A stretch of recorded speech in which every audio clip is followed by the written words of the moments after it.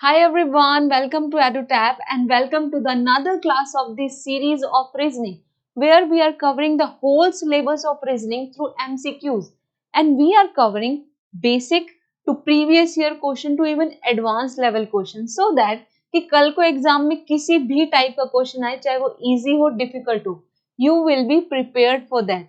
और इस सीरीज की वीडियो शार्प एट 2 PM हमारे यूट्यूब चैनल पर अवेलेबल है daily, okay? And you can also join our Telegram channel to get the PDF of these videos.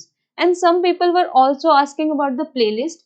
तो ये सारी वीडियोस आपको QRE की प्लेलिस्ट में मिल जाएंगी, ठीक है? इस सीरीज की सारी वीडियोस एक ही जगह पर अवेलेबल है, that is QRE playlist. Kindly refer to this playlist, ठीक है? तो without any further ado let's start with the class.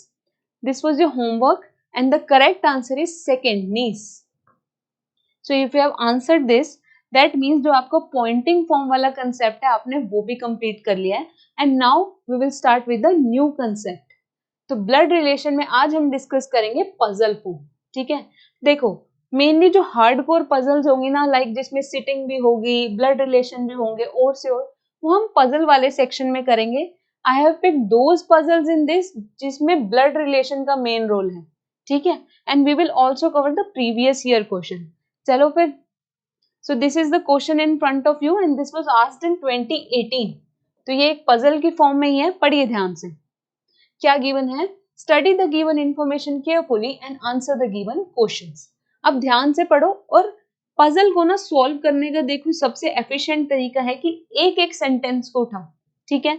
Sentence given है आपके पास, जो भी इंफॉर्मेशन है उसको साइड में लिख लो. क्लियर? तो आज हम वैसे ही करेंगे. देखो फिर कैसे. इन अ फैमिली ऑफ 9 मेंबर्स, ये आपके पास नेम गिवन है उन फैमिली के, ठीक है? There are 2 married couples in the family. तो यहाँ पे लिख लो कि 2 क्या है? मैरिड कपल्स है, ठीक है?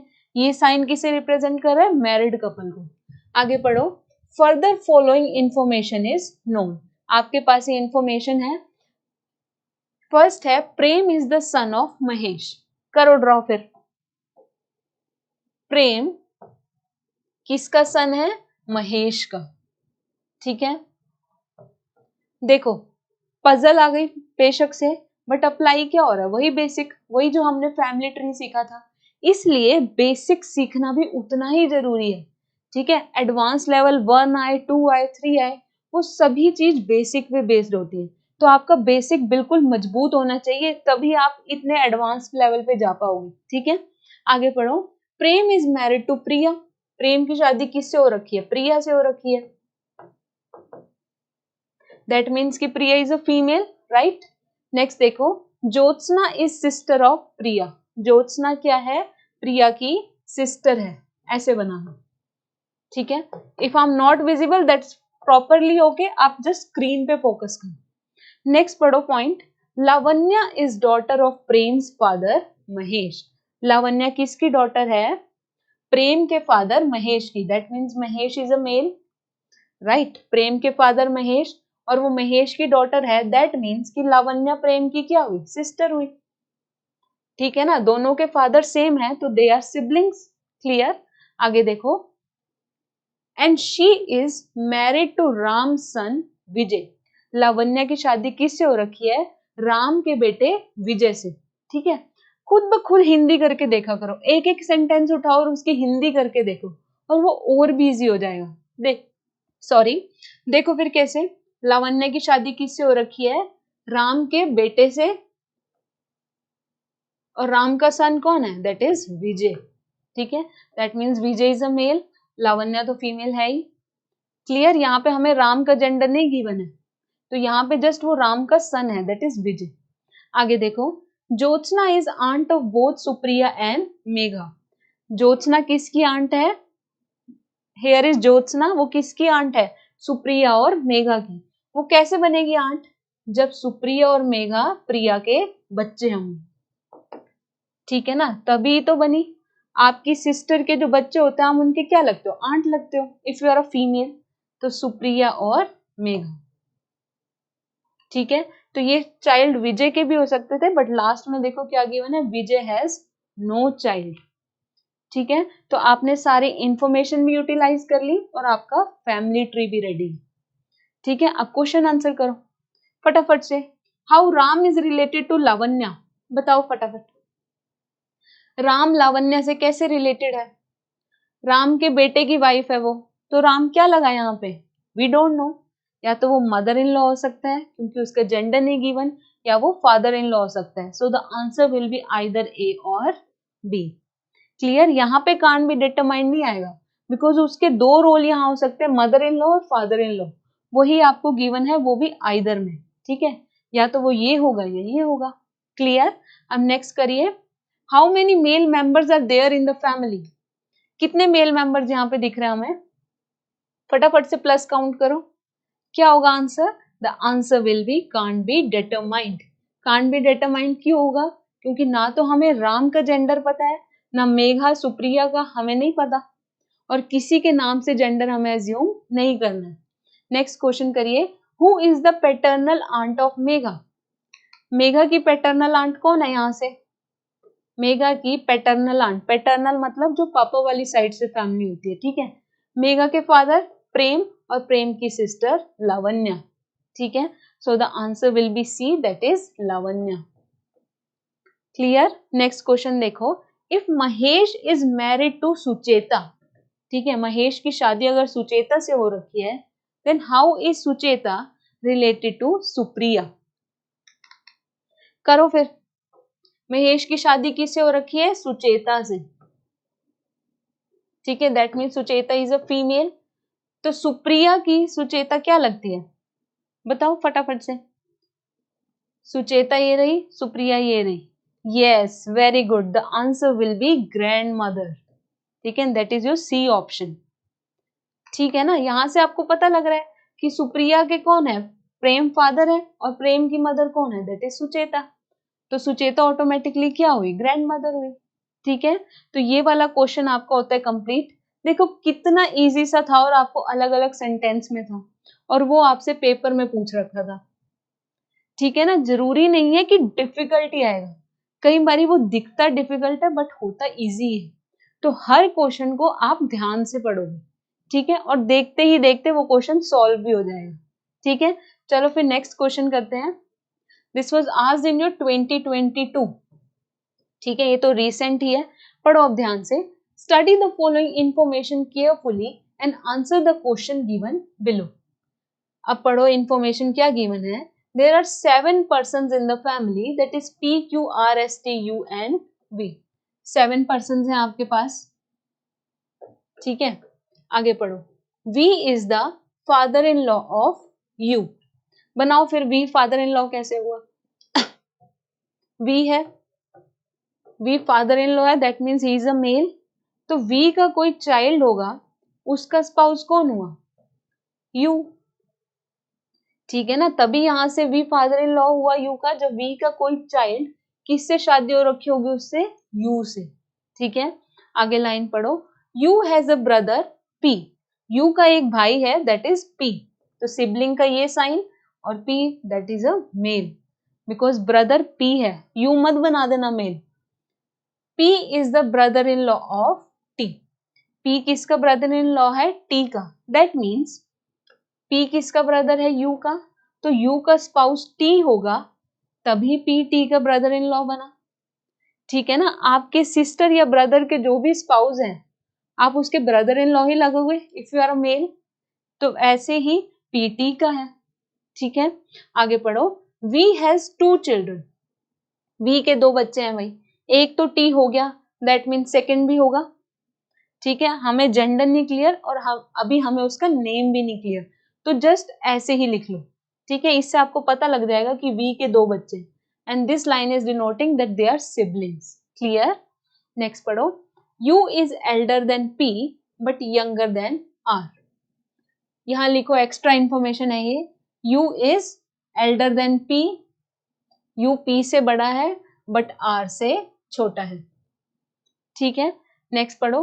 S is the grand mother of Q। यहां लिख लो इसे। जो एक्स्ट्रा इंफॉर्मेशन होते हैं ना, जो देखते ही कनेक्ट नहीं हो रही, उसे साइड में लिख लो, सो दैट कि आपको ना बार बार क्वेश्चन देखने की जरूरत ना पड़े। बस वो इंफॉर्मेशन देखी, जहां कनेक्ट हुई अप्लाई कर दो। ऐसे ही लिखो कि S is the grand mother of Q। ठीक है, ये क्या बता रही है हमें, 3 जनरेशन आ गई कि Q के पेरेंट होंगे और पेरेंट की मदर S होगी। क्लियर? आगे देखो, T is the father of Q। तो यहां से क्लियर हो गया, T क्या है, Q का फादर है। ठीक है, और यहां से ये कनेक्ट हो जाएगा देखो, बट आगे पढ़ लो एक बारी। Ages of S is 41 which is 10 more than V। S की एज क्या है, 41 है, जो कि V से 10 साल बड़ी है। लिखो फिर एक्स्ट्रा इंफॉर्मेशन ये यहाँ पे, S की एज क्या है, 41। ठीक है ना, और V की क्या है होगी फिर, दैट इज 31। ठीक है ना, S V से 10 साल बड़ी है, तो S की अगर 41 है तो ऑटोमेटिकली V की 31 हुई। आगे देखो, एज ऑफ P इज 23। ठीक है, यहाँ पे लिख लो P की एज क्या है, 23। ठीक है, अब आती है इंपॉर्टेंट चीज, वो क्या है, दिस नोट, वेरी इंपॉर्टेंट। ठीक है, अगर उन्होंने स्पेशली नोट दिया है, दैट मीन्स कि उसकी यूटिलाइजेशन होगी ही होगी, तभी उन्होंने आपको अलग से मेंशन किया है, तो इसको ध्यान से पढ़ना है। It is to be assumed husband is elder than the wife, कि एज में इस क्वेश्चन के मुताबिक हस्बैंड अपनी वाइफ से एल्डर होगा। ठीक है, अब करो फिर कनेक्ट, आपके पास Q हो गया यहाँ पे, और Q की ग्रैंड मदर कौन थी, S। अब यहां से दो पॉसिबिलिटीज बनती है, वो क्या क्या, या तो S V की वाइफ हो सकती है, ठीक है, तो भी तो वो Q की ग्रैंड मदर लगी, बट क्या बात हुई थी नोट में कि हस्बैंड अपनी वाइफ से एल्डर होगा। ठीक है, बट यहाँ तो S V से बड़ी है, तो यहाँ तो वाइफ हस्बैंड से एल्डर होगी, तो ये वाली पॉसिबिलिटी क्या हुई, कैंसिल हो गई। दैट मीन्स कि S V की वाइफ तो नहीं होगी, फिर कैसे ग्रैंड मदर बनाओगे Q को, दैट मीन्स कि S is the mother of U। ठीक है ना, तो भी तो Q की ग्रैंड मदर S हुई, आपकी मदर की मदर क्या हुई, आपकी ग्रैंड मदर।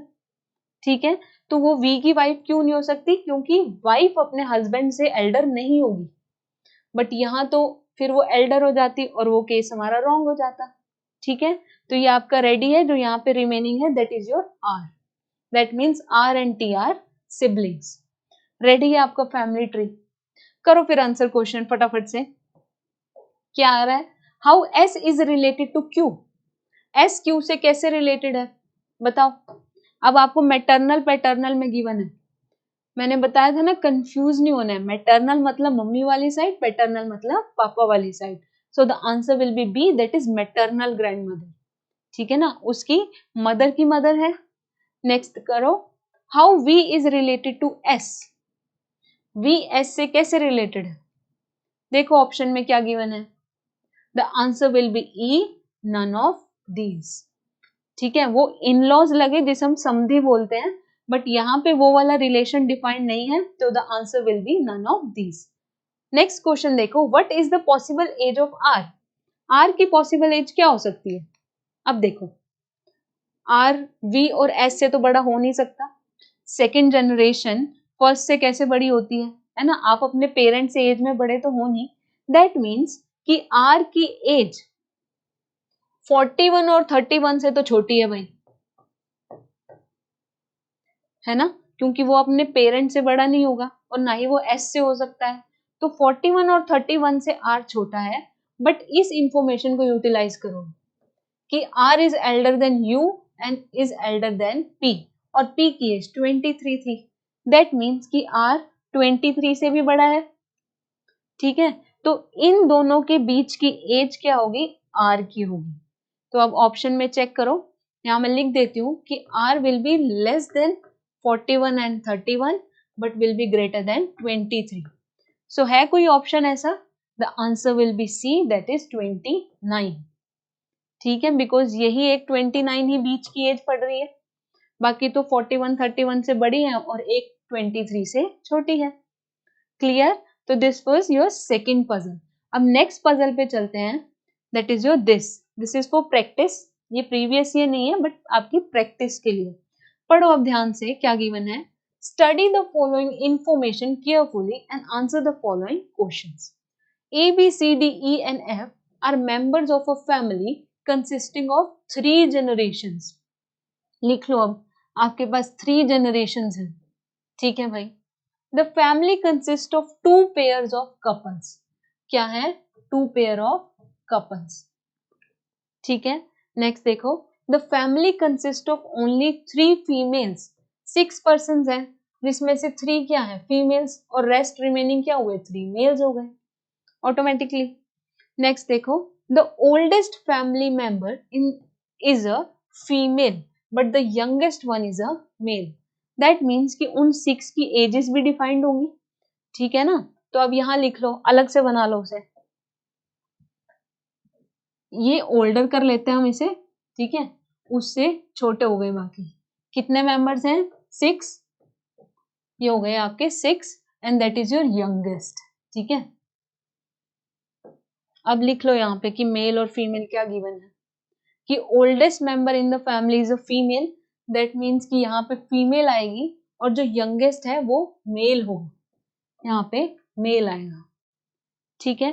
आगे देखो क्या गिवन है, वन नो टू, ये रिमेनिंग रह गई हमारी, no two person are of the same age, कि किसी भी पर्सन की सेम एज नहीं है, ठीक है। दैट मीन्स कि जो हमने 6 लिखे हैं वो बिल्कुल सही लिखे हैं, they are of different age और डिसेंडिंग ऑर्डर में है, तो ये एल्डेस्ट है और ये यंगेस्ट है, क्लियर। नेक्स्ट लाइन देखो, one day they visited a hotel and set around a round table facing the centre. वो 6 के 6 एक दिन कहाँ गए? होटल में गए, और कहाँ बैठे? राउंड टेबल पे फेसिंग दी सेंटर।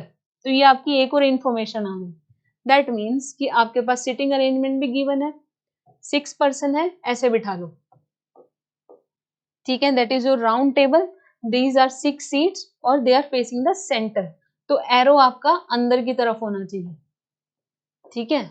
अगर वो आउटसाइड फेस करते तो एरो बाहर की तरफ होता, ठीक है। तो आप पेपर में सिटिंग अरेंजमेंट ऐसे बनाएंगे, क्लियर। नेक्स्ट पढ़ो, D sat opposite the person who occupies the third place when their ages are considered in descending order, ठीक है। डी को हम यहाँ बिठा लेते हैं, ठीक है, कहीं भी बिठा लो, डी को यहाँ बिठाओ, यहाँ बिठाओ, अभी कोई इंफॉर्मेशन फालतू नहीं गिवन। तो कहाँ बैठा है वो? Opposite the person who occupies the third place when their ages are considered in descending order. तो किसके ऑपोजिट बैठा है? जिसकी थर्ड नंबर पे एज है, अगर हम डिसेंडिंग में लेके चले, दैट मीन्स कि ये वाला पर्सन उसके सामने बैठा है, ठीक है। अभी नहीं given, that's a different thing, but इसके ऑपोजिट बैठा है डी, ठीक है। आगे पढ़ो, A is the grandfather of F and set on the immediate right of D. पहले यहां तक इंफॉर्मेशन करो डिकोड। ए किसका ग्रैंडफादर है? एफ का, तो यहां लिख लो A is a grandfather of F, ठीक है जी, क्लियर।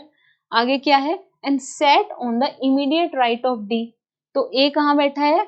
डी के इमीडिएट राइट में, तो अगर सेंटर की तरफ फेस करें तो this is your left and this is your right, तो डी का इमीडिएट राइट ये, तो ए यहां बैठा है। आगे पढ़ो, D who is the father of C. D किसका फादर है? लिख लो अब यहां पे, डी किसका फादर है? सी का, ठीक है। नेक्स्ट पढ़ो, but not the husband of E. तो डी ई का तो हस्बैंड नहीं है भाई, ठीक है। लिख लो इंफॉर्मेशन इसे कि डी ई का हस्बैंड नहीं हो सकता, ठीक है। And D is a male, ये आपको ध्यान में रखना है। आगे पढ़ो, persons of the same generation sat opposite each other. एक जनरेशन के पर्सन ऑपोजिट में बैठे हैं, तो दैट मीन्स कि डी जिसके ऑपोजिट बैठा है वो उसकी जनरेशन का है, ऐसे ही ए जिसके ऑपोजिट बैठा है वो उसकी जनरेशन का है, क्लियर। नेक्स्ट लाइन देखो, B sat on the immediate right of a female and F is not the youngest. F youngest नहीं है। अब करो कनेक्ट, देखो सबसे पहले तो ये देखो कि डी का चाइल्ड है सी, दैट मीन्स कि डी मैरिड है तभी उसका चाइल्ड है। तो कौन कौन से पर्सन है यहाँ पे? A B C D E and F, ठीक है। तो डी की वाइफ ई भी नहीं हो सकती क्योंकि वो तो ऑलरेडी इंफॉर्मेशन गिवन थी हमारे पास, ठीक है। ए भी नहीं हो सकता, क्यों? क्योंकि ए तो ऑलरेडी मेल है, ठीक है ना। एफ भी नहीं हो सकता। अब बताओ एफ क्यों नहीं हो सकता? क्योंकि देखो ना, अगर आप एफ की वाइफ मतलब एफ के हस्बैंड डी बना भी दो, ठीक है, तो सी इसका चाइल्ड, ठीक है ना। खुद से एज्यूम करके देखो कि अगर डी एफ का हस्बैंड है तो सी उनका चाइल्ड, तो ये तो 4 जनरेशन आ गई, पर बात तो सिर्फ 3 जनरेशन की हुई थी, तो दैट मीन्स कि एफ भी नहीं होगी उसकी वाइफ, ठीक है। तो अब क्या रिमेनिंग है बताओ? सी भी नहीं हो सकता क्योंकि सी तो उसका चाइल्ड है, डी वो खुद है, that means D is married to B, ठीक है, क्योंकि बी ही रिमेनिंग है, D is married to B, ठीक है। ध्यान स्क्रीन की तरफ होना चाहिए मेरी बात पे। आगे देखो क्या गिवन है आपके पास, और कैसे बनाओगे इसे कनेक्ट करो अब, ठीक है। और मैंने क्या बताया था कि जब आपके पास मैटरनल पैटर्नल नहीं होता तो वी एज्यूम कि वो पैटर्नल ही होगा, ग्रैंडफादर। तो यहाँ पे क्या हुआ, ए कैसे बनेगा एफ का? ऐसे बन सकता है कि अगर ए डी का फादर है तो एफ सी का सिबलिंग हुआ, ठीक है ना। ब्लड रिलेशन और फैमिली ट्री में क्या था कि इंफॉर्मेशन को कनेक्ट करना है। फैमिली ट्री में क्या होता है कि अच्छा इसका चाइल्ड ये, इसका चाइल्ड ये, इसका चाइल्ड ये, वैसे ही आपको इंफॉर्मेशन कनेक्ट करनी है, ठीक है। तो यहाँ पे क्या हुआ, सी और एफ सिबलिंग हो गए, तो यहाँ से एफ का ग्रैंडफादर ए हमें पता लग रहा है, ठीक है। अब आगे देखो कि ए की शादी किससे हो सकती है, बताओ कौन सा रिमेनिंग है यहाँ पे, दैट इज योर ई, ठीक है। आपका फैमिली ट्री रेडी है। अब क्या बनाना है आपको, that is your sitting arrangement, ठीक है। बनाओ फिर, देखो अब डी मेल है यहाँ पे और डी की जनरेशन का कौन है, बी है ऑफ कोर्स, ठीक है। तो यहाँ पे बी आ जाएगा, ठीक है ना। आप अपनी जनरेशन के ऑपोजिट बैठे हो, डी अपनी जो जनरेशन का कौन है, डी की बी है, तो डी उसके ऑपोजिट बैठा है। ए किसके ऑपोजिट बैठा होगा, ऑफ कोर्स ई के, ठीक है ना। और सबसे बड़ी जनरेशन ये है, दैट मीन्स एज में भी ये बड़े होंगे, ऑफ कोर्स आप अपने पेरेंट्स से एज में बड़े नहीं हो, ठीक है। तो और ओल्डर कौन थी, फीमेल, दैट मीन्स ई यहाँ पे आ जाएगा, ए नहीं आएगा यहाँ पे, ठीक है, क्योंकि ओल्डेस्ट कौन है, आपकी फीमेल है, तो फीमेल यहाँ पे ई है, क्लियर। आगे देखो यहाँ पे ए आ गया आपका, ए आ गया, यहाँ पे डी। अब यहाँ पे बताओ कैसे सॉर्टेड करोगे, फटाफट से। यंगेस्ट आपका मेल होना चाहिए, और क्या लिखा है यहाँ पे कि F is not the youngest, F youngest नहीं है, that means F is a female, ठीक है ना। आपकी 3 फीमेल्स हो गई और 3 मेल्स हो गए, तो यहाँ पे यंगेस्ट कौन हुआ, आपको सी हुआ, ठीक है। तो एक एक सेंटेंस को उठाना है और वो इंफॉर्मेशन यूटिलाइज करनी है, ठीक है। अब यहाँ पे भी बनाओ, इधर क्या गिवन है देखो इंफॉर्मेशन में, that B sat on the immediate right of a female, ठीक है। बी कहाँ बैठा है, फीमेल की राइट में, दैट मीन्स कि एक फीमेल यहाँ आएगी, ठीक है ना। इस एरो का राइट ये बना, तो फीमेल यहाँ पे कौन है, दैट इज योर एफ, और यहाँ पे सी आ जाएगा, बन गया आपका, ठीक है। तो आपकी एज भी सॉर्टेड हो गई, आपका फैमिली ट्री भी सॉर्टेड है, और आपकी सिटिंग अरेंजमेंट भी सॉर्टेड है, क्लियर। तो अब क्वेश्चन देखते हैं इसके, चलिए फिर। So these are the question in front of you and this will be your homework, ठीक है। अब ये तो हम सॉल्व कर ही चुके हैं, ये सारा सॉल्यूशन जो हमने बनाया है उसके बेस पे आप ये आंसर करेंगे, ठीक है। And you will answer the following question in comment section, ठीक है। सो आज की क्लास होती है आपकी यहीं खत्म, और आपका जो टॉपिक है वो भी कंप्लीट होता है ब्लड रिलेशन, और जो हम कल डिस्कस करेंगे that will be your direction and distance, ठीक है। So will see you next time, take care.